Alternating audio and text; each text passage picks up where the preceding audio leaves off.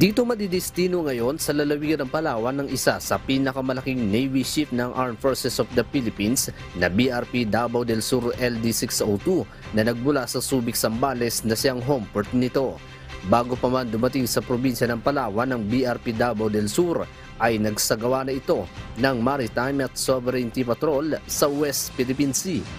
Ayon kay Commanding Officer Commander Marco Sandalo ng BRP Davao del Sur, isa sa mga layunin ng pagdating ng kanilang barko ay upang palakasin at mapaigting ang naval presence ng Western Command sa West Philippine Sea.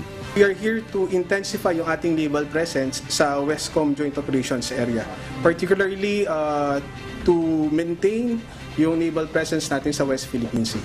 Bukod sa gagawing pagpapatrolya sa West Philippine Sea, ang BRP Davao del Sur ay mayroon ding kakayahan na makapagsagawa ng silip and amphibious capability bilang suporta na rin sa military and non-military operations ng Naval Operating Forces. May kakayahan din ito maglayag na aabot sa 30 days na hindi magdak sa isang pantalan. Usually, ang kakayanan ng ating barko kaya niyang maglayag o yung endurance niya up to 30 days. Nasa bayan ng Culion sa ngayon ang nasabing barko upang magbigay ng tulong sa mga residente doon. Diyos ang aming sandigan, serbisyo publiko ang aming pinahahalagahan. Andy Pagayona, humahataw!